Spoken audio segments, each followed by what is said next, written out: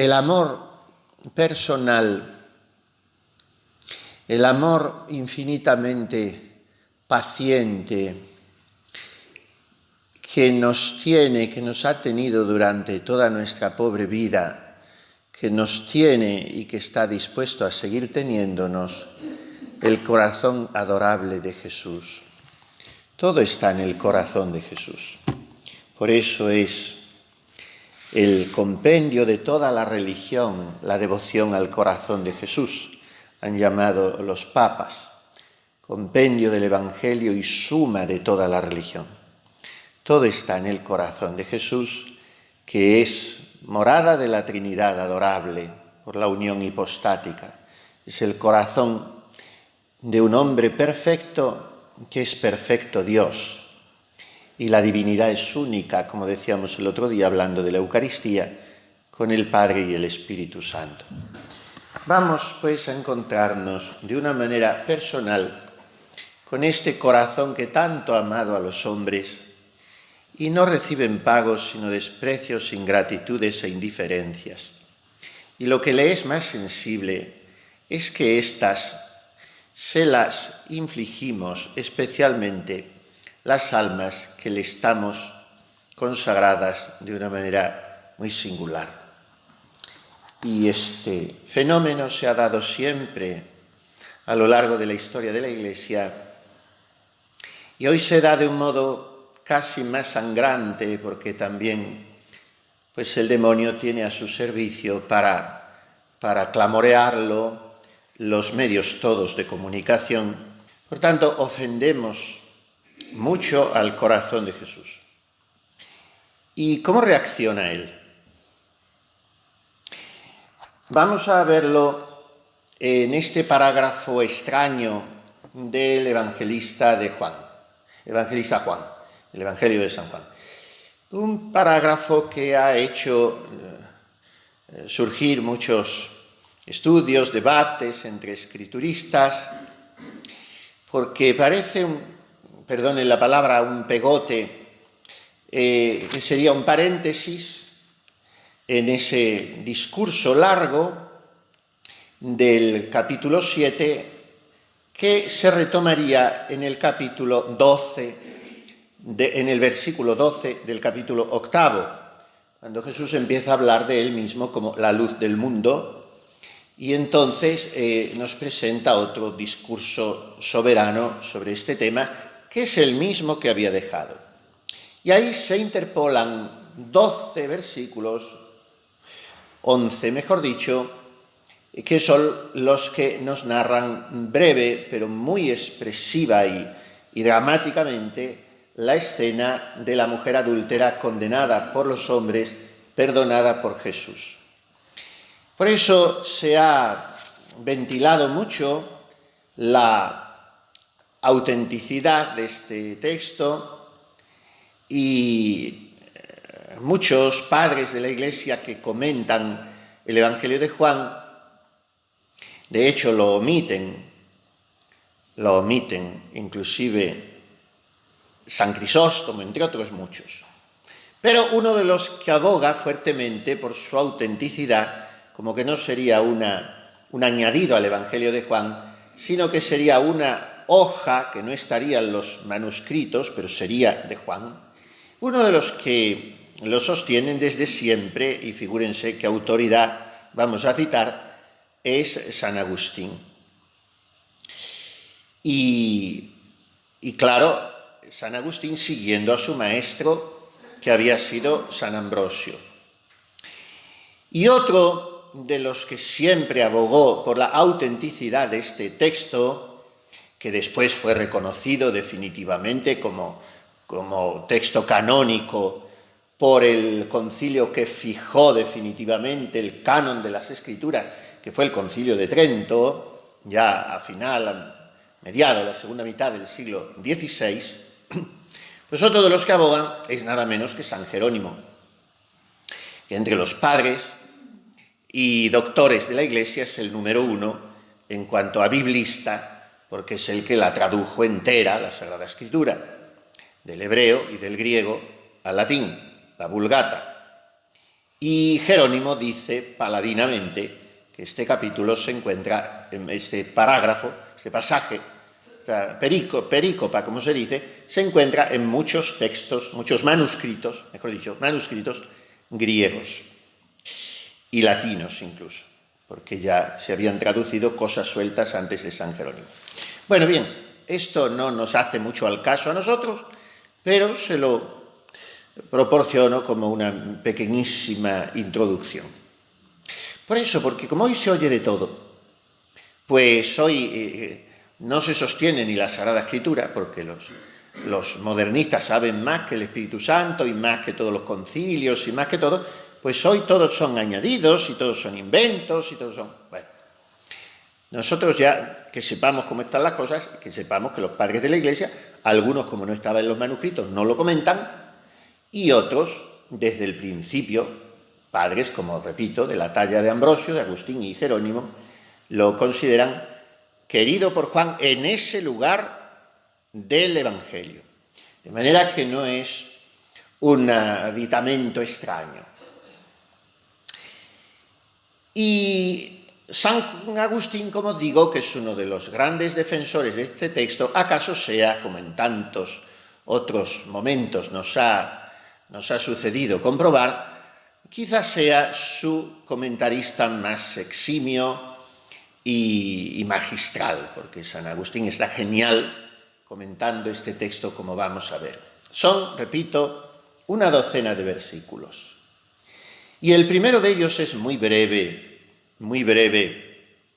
Saben ustedes que el versículo más breve de la Sagrada Escritura está en el Evangelio de San Juan. Repito, los evangelistas no escribieron partiendo en versículos y capítulos. Eso se hizo después, y quien lo hizo de tal manera que el versículo más breve está en Juan, que es el de la resurrección de Lázaro, cuando dice el Evangelio, Dominus flebit, y el Señor lloró. El Señor lloró. Es el más breve de toda la Escritura, 2 palabras. Pero este también es muy breve, el versículo primero del capítulo 8. Jesús se fue al monte de los olivos. Por eso también no nos encontramos con una ruptura repentina, sino que después de esa cantidad de imputaciones que le hicieron a nuestro Señor, que hemos visto en la meditación de esta mañana, y le decían está endemoniado, es un engañador, no ha estudiado la Sagrada Escritura, y entonces, dice San Juan, querían prenderlo, los pontífices mandaron a los guardias, etc. Y luego los fariseos y aquellos que querían enredar a Jesús se enfrentan a Nicodemo, que aparece en escena, y porque están diciendo los fariseos a los sacerdotes para pincharlos y provocarlos y encizañarlos, pero es posible que también a vosotros os vaya a engañar. Y ¿por ventura ha creído en él alguno de los príncipes o de los fariseos? Y entonces Nicodemo entra en escena. Desde que le dejamos el otro día, parece que concebimos la idea de que era un poco cobardica, de que iba solo a buscar a Jesús de noche y que hasta después de la crucifixión no iba a dar la cara. No, aquí ya entra en escena. Y Nicodemo, de repente, aparece ahí entre los príncipes de los sacerdotes y entre los fariseos, y con esa elegancia suya y esa libertad se enfrenta y les dice, ¿por ventura nuestra ley condena al hombre sin oírle primero y conocer sus actos? Y entonces ellos, enrabietados, con esa soberbia herida que es lo peor con lo que se puede contestar, le responden, ¿por ventura eres tú de Galilea? Averigua y verás que de Galilea no sale un profeta. Y se marcharon cada uno a su casa. Así termina el capítulo 7. Por eso, empalmarlo directamente con Juan 8, 12, pues también resulta abrupto. O sea que no es extraño que en medio se interpole el episodio de la mujer adúltera. Y después de perdonada a la mujer adúltera y despedida por Jesús, él vuelve a hablar para decir: yo soy la luz del mundo, lo cual tiene mucha relación con el perdón que ha dado a esa mujer, sacándola de las tinieblas a la luz. Bueno, este es el contexto. Y en el primer versículo, Juan dice: Jesús se fue al monte de los olivos. Bueno, ¿y esto qué nos aporta a nosotros? Si resulta que le hemos dejado en plena discusión con los fariseos y los príncipes de los sacerdotes, y ahora, ¿qué interés tiene que se haya ido al monte de los olivos si por la mañana nos lo vamos a encontrar otra vez en el templo? ¿Qué ha pasado la noche en el monte de los olivos? Pues muy bien. Y dice San Agustín: ¿y dónde tenía que predicar Jesús? ¿De dónde tenía que venir para perdonar? Sino del monte del ungüento, el monte del crisma, el monte de la suavidad. Porque él, cuando nos enseña la parábola del buen samaritano, dice que curó las heridas de aquel hombre con aceite. El aceite suaviza, el aceite sana, el aceite es bálsamo. Jesús viene del monte de los olivos. Hay un himno que me parece que cantamos el Domingo de Ramos, que dice: ¿de dónde con pies sangrantes avanzas tú, lagarero? Del monte de la batalla y la victoria yo vengo.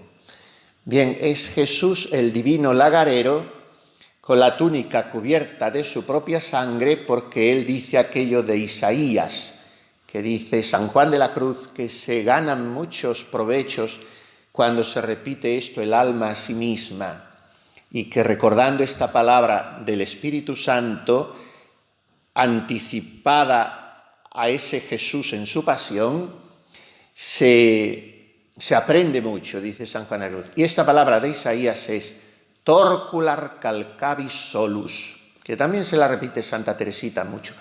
Torcular calcavis solus significa: yo solo he pisado el lagar. Getsemaní no es lagar de vino, es lagar de aceite. Pero en todo caso, en un lagar, una molina, hay una prensa.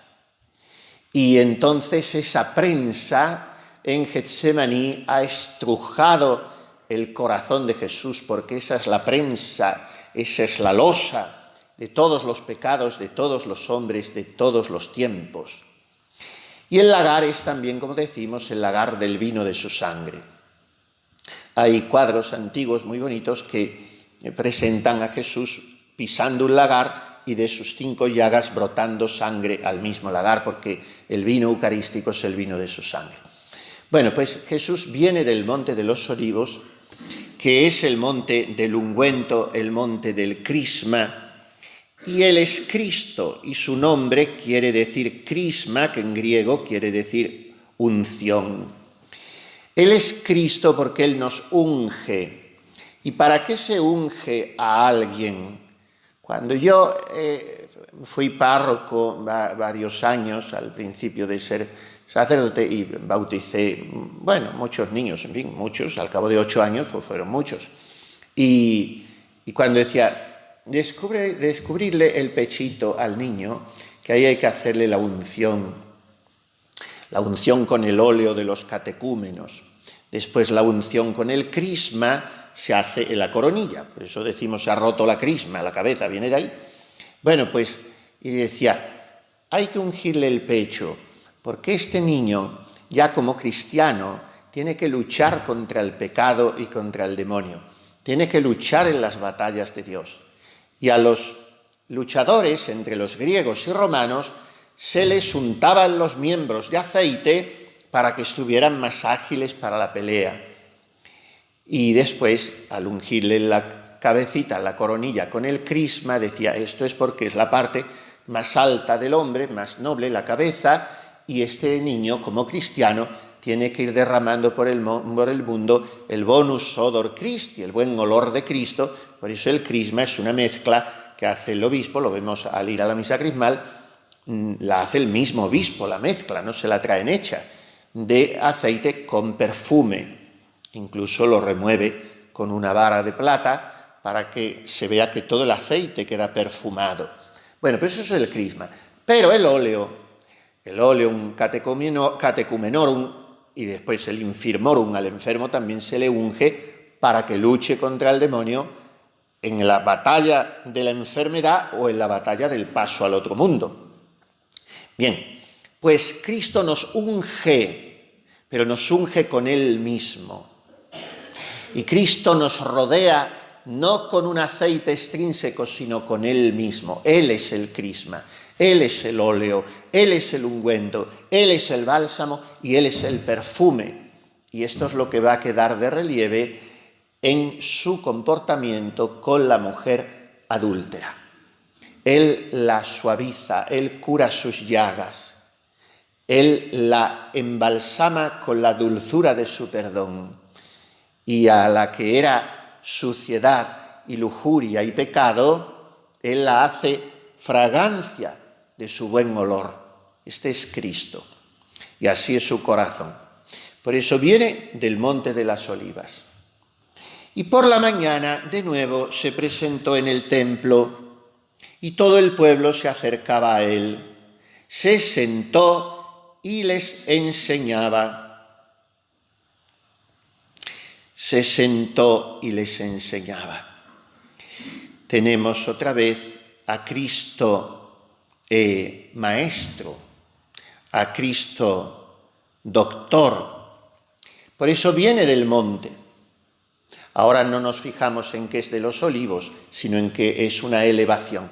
Porque a donde iba en realidad mucho nuestro Señor era al huerto de las olivas, que es lo que está en la parte más baja de la falda del monte Olivete y antes de descender a la depresión del torrente Cedrón, que es lo que separa de Jerusalén, la ciudad santa, el muro, la muralla de Jerusalén. Pues en la falda es donde está todavía hoy el jardincito con 8 o 10 olivas, lo conservan con mucho mimo los franciscanos. Pero Jesús, dice Juan, viene del monte. ¿Por qué? Porque el monte de los olivos significa la sublimidad de la piedad divina.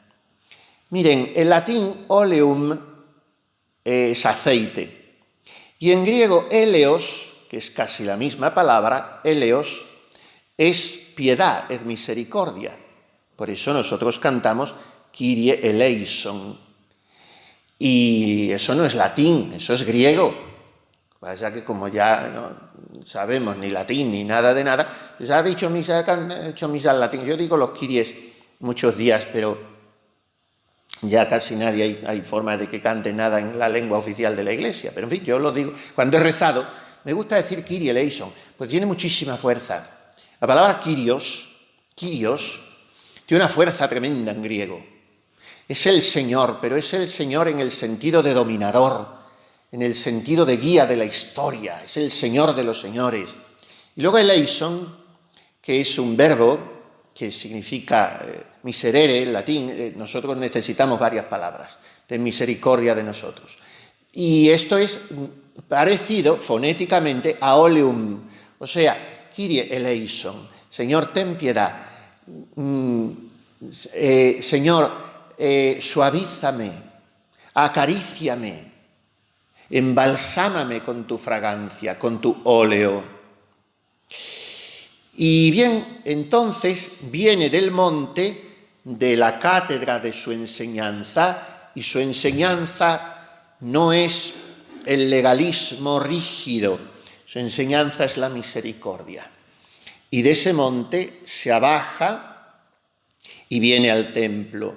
O sea, viene a dar a conocer, como que es el nuevo templo, su misericordia y a ofrecérsela a los fieles, a los que así, por su misericordia, les mostrará la luz. Porque inmediatamente después de este episodio dirá, yo soy la luz del mundo.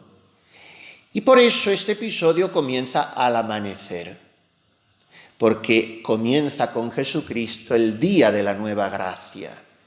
Como nosotros empezamos el día con la Santa Misa, que tendríamos que celebrar mirando todos a Oriente, al sol, al amanecer.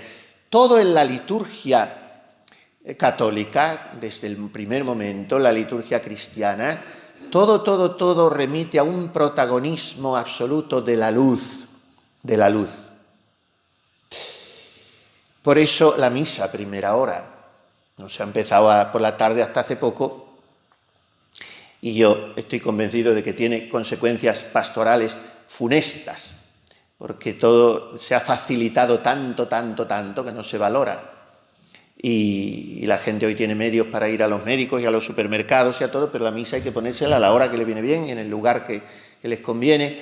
Y entonces, cuando la misa es a las 8 de la mañana, pues va a comulgar el que de verdad tiene ganas, el que tiene mucho interés y el que está preparado, porque suponía también un sacrificio, lo mismo que lo supone el ayuno eucarístico y todo esto. Bueno, pues Jesús va al amanecer a enseñar al templo. Viene del Monte de los Olivos y viene de orar. Los escribas y fariseos traen a una mujer sorprendida en adulterio y la ponen en medio y le dicen a él: Maestro, esta mujer ha sido sorprendida en flagrante adulterio. Miren, los escribas y fariseos se distinguían por su soberbia y por su rigorismo con los demás y por su hipocresía. Aquí miren cómo introducen su acusación. Maestro, que labios de ellos, que no son discípulos de Jesús, ni quieren serlo, ni pueden serlo, porque tienen el corazón torcido, pues en sus labios eso de maestro tiene ese acento repugnante de la adulación hipócrita, con la que tratamos de ganarnos la voluntad o el favor de alguien, haciéndole creer que es digno de una estimación que en realidad no le profesamos. Por eso es bastante asquerosa la adulación. Y así se dirigen estos a Jesús. Maestro, saben que Jesús trata con los pecadores. Entonces, si absuelve, se declara contra la ley. Y si condena, pierde popularidad. Además, no suelen traducir ahora las versiones nuevas una palabra que San Jerónimo traduce del griego, modo, que significa ahora mismo. O sea, que no te traemos el caso en frío, sino que esto está en plena ebullición. Esta mujer acaba de ser en este instante, modo significa eso, sorprendida en adulterio. Y claro, es más comprometedor todavía, porque si hubiera sido el día antes, Jesús hubiera dicho, bueno, nosotros, pero ahora mismo a ver qué hacemos. Y así se la llevan a Jesús, a aquella mujer. Jesús, y dice en la ley, Moisés nos manda apedrear a estas. ¿Tú qué dices? Esto lo decían para comprometerle, para tener algo de qué acusarle. Jesús, inclinándose, tengamos en cuenta que estaba sentado en el templo y estaba sentado en el santo suelo, como era muy normal que se sentaran los judíos. Y entonces, inclinándose, se puso a escribir con el dedo en el suelo. Eso de estar sentado, quieren muchos padres de la Iglesia que signifique la humildad de su encarnación, porque está pegado a la tierra. Humildad viene de humus. Humus significa tierra, en latín. Hay palabras que luego dan en nosotros, dan una palabra que ya no significa lo mismo. Por ejemplo, humus da nuestro humo, pero no es lo que significa originalmente, significa tierra. Y de ahí viene humildad. Entonces, Jesús en su encarnación se ha pegado a nuestra tierra. Por eso el sentido de meditar en el Vía Crucis tan insistentemente el beso de Jesús a la tierra. No nos basta con una caída ni con dos. Necesitamos meditar 3 caídas para darnos cuenta de hasta dónde Él puede decirnos: yo soy un gusano, no un hombre. Vergüenza de la gente, ludibrio del pueblo, me desechan como un cacharro inútil que se trata a puntapiés. Hasta aquí llega Jesús y la humillación de su encarnación. Por eso está sentado en el suelo y por eso está a nuestra altura. Y por eso podemos siempre ir a Él. Y habían conocido ya a estas alturas que este hombre tenía un corazón extremadamente bondadoso. Nunca se había airado, nunca había perdido los estribos, más que en la expulsión de los mercaderes del templo, que no los perdió, porque a veces la ira puede ser una pasión santa. A veces en la vida el ejercitar la ira, como han hecho muchos santos, pues estoy recordando muchas reacciones, por ejemplo, sin ir más lejos, del Padre Pío. El Padre Pío con los fieles no se andaba con chiquitas. Luego era acogedor y misericordioso en el confesionario con quien veía arrepentido, no con los hipócritas. Y bueno, pues nuestro Señor no se airaba, todo en Él era mansedumbre, y porque sobre todo no se irritaba contra los enemigos. Y vienen a tentar su justicia. Y claro, si juzga a este hombre que tanto sabe que se debe dejar estar este caso, es que no tiene justicia. Vamos a invocarle a Moisés, porque Moisés es el que nos ha dado la ley. Mejor dicho, Yahvé a través de Moisés. Y nos manda a apedrear a estas. Y tú, pues, ¿qué dices? Lo decían para acusarle. Y Jesús se pone a escribir en la tierra. Se pone a escribir donde se puedan borrar los pecados. La tierra tiene muchas significaciones, según interpretan diversos padres. La tierra sería el corazón humano que tiene que dar fruto. Y entonces con el dedo, que es flexible en sus articulaciones, se expresa el discernimiento de Jesús, que es el jardinero de nuestro corazón y sabe lo que siembra y cómo lo siembra.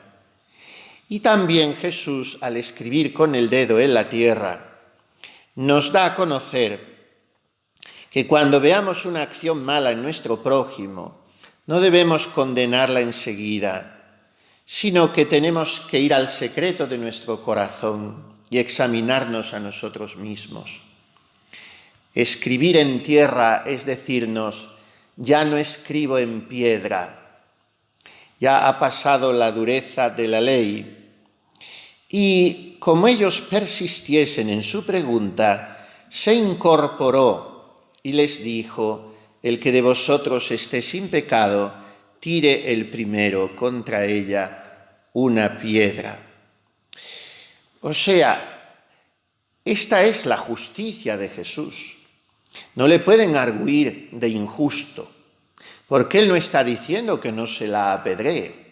Él no está diciendo que deje de cumplirse la ley. Él está diciendo, dice San Agustín, sea castigada la pecadora, pero no por los pecadores. Cúmplase la ley, pero no por medio de los mismos que la quebrantan. Hermanitas, tengamos mucho cuidado con nuestros juicios, externos o internos. Y antes de coger una piedra verbal o una piedra mental, o la piedra de la delación, yendo a la superiora con cuentos y esta hay que ver y lo otro, mira a ver si tú tienes autoridad moral para coger esa piedra. Porque si hay que castigar el pecado, esto no puede hacerse por parte de los pecadores, y lo somos todos. El que no se juzga a sí mismo antes, dice San Gregorio Magno, desconoce lo recto al juzgar a otro. Además, nunca sabemos todos los datos, nunca sabemos el interior del corazón del otro, como Jesús sí lo sabe. Y el no juzgar y el no condenar libera mucho el corazón. Dejad que venga el Señor, dice San Pablo. Entonces, Jesús se incorpora. Jesús quiere darles una señal gestual, con su movimiento corporal, de su imperio, de su superioridad. Se incorpora y basta esta palabra. El que esté libre de pecado, que tire la primera piedra. Y dice San Agustín, habiéndoles herido con los rayos de la justicia, ni se dignó verlos caer, sino que separó de ellos su mirada, e inclinándose de nuevo, continuaba escribiendo en la tierra. Se levantó solo para decir eso, y para mirarles y hacerles caer en la cuenta de su pecado, pero ya después no se dignó volver a mirarles, volvió a inclinarse, como si estuviera ocupado en otras cosas. Y además fue un gesto por parte de Jesús de delicadeza, incluso con aquellos hipócritas.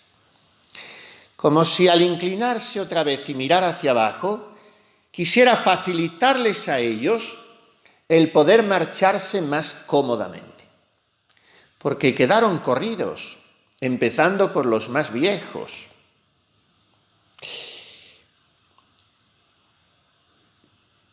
Incluso en esos casos tenemos que ser misericordiosos, incluso al corregir, sobre todo el superior.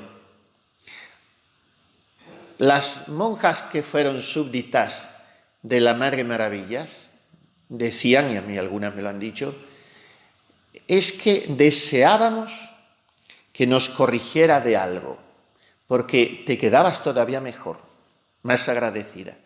Entonces la corrección tiene que hacerse primero al tiempo de la pasión aplacada, no en caliente nunca, tampoco en público nunca, que este error lo cometemos muchas veces. Vamos, si la cosa es en público, como es el caso que estamos viendo, sí, pero habitualmente solo a la persona, y luego con pocas palabras, de manera que sea el otro el que caiga en la cuenta. Porque si tú dejas caer sobre él un torrente de palabras airadas, lo que vas a hacer es irritarle más. Y Jesús se vuelve a sentar con toda mansedumbre y vuelve a mirar a la tierra. Nos está enseñando que antes de corregir la falta de un hermano y después de haberle corregido, o de pensar mal de él, examinemos con detenimiento si estamos exentos de aquella culpa que reprendemos o de otras culpas. A Santa Teresa la calumniaron terriblemente en su vida. Dijeron de ella cosas pesadísimas. Hasta que traía y llevaba monjas por España porque tenía los mesones llenos de hijos. Eso era una de las lindezas que decían de Santa Teresa. Y a ella le llegaban, claro, y decía, yo no sé qué me pasa, no es cosa mía, me lo da el Señor, pero que yo a esas personas les cobro un amor tan particular que no puedo dejar de rezar por ellos, porque es que veo que me hacen un gran bien, porque en lo que dicen de mí no aciertan, pero en lo que se callan, si lo dijeran, acertarían. O sea, que en eso que me acusan yo no tengo culpa, pero ¿y lo que se callan? Ahí acertarían. Santa Teresa. Ellos, al oírlo, comenzaron a irse uno a uno, empezando por los más viejos hasta los últimos, y quedó solo con la mujer que estaba delante.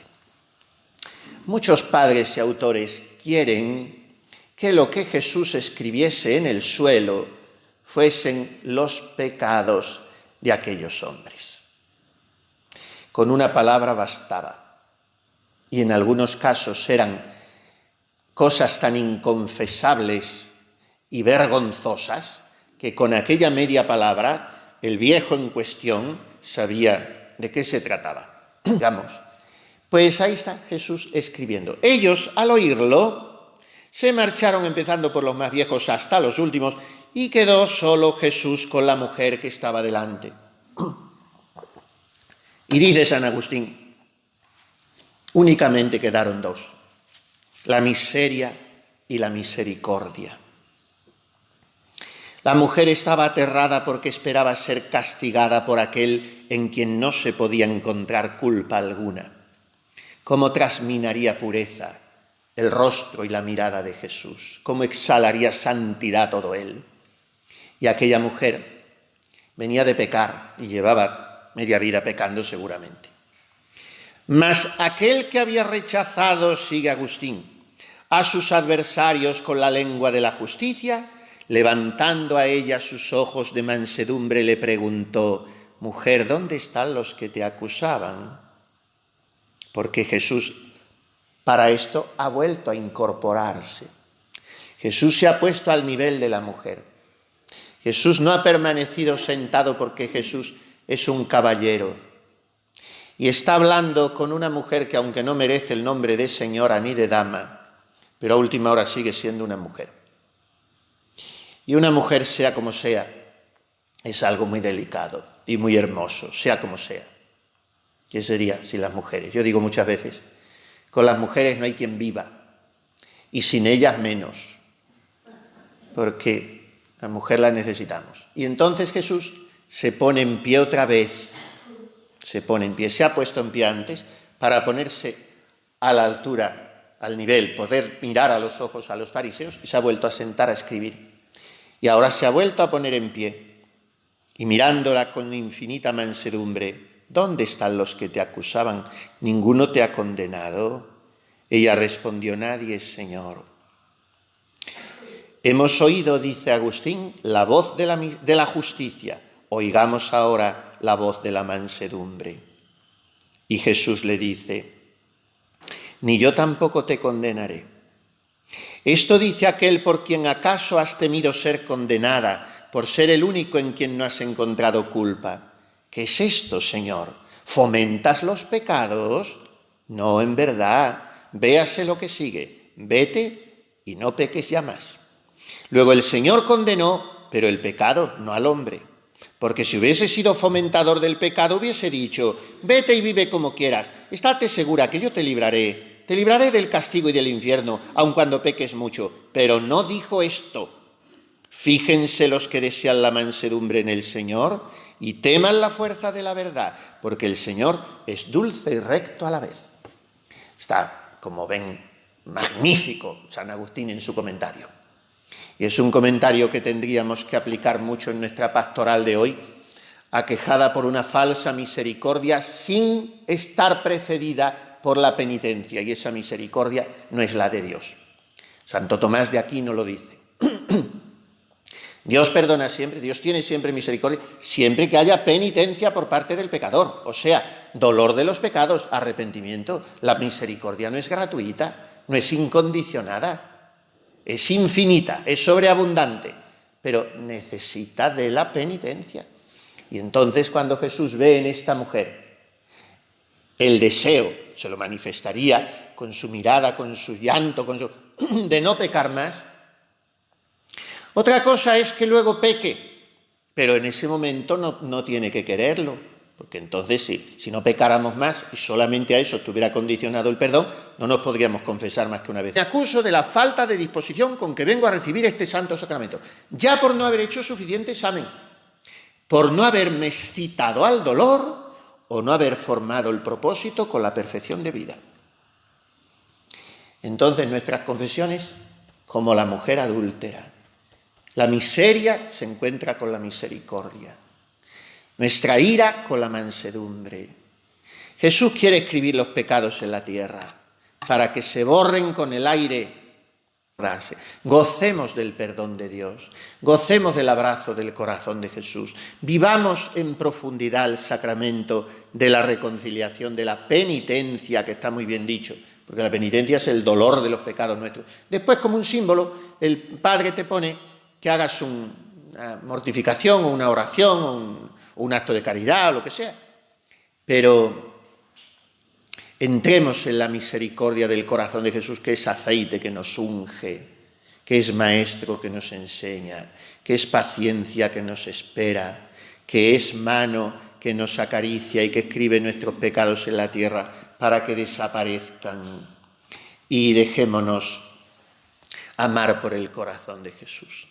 Y pidamos a la Virgen Santísima, Reina y Madre de Misericordia, que nos conceda la gracia de gustar, de saborear, de experimentar, de aprovechar la misericordia del corazón de su Hijo y de no ser nunca infieles a ella.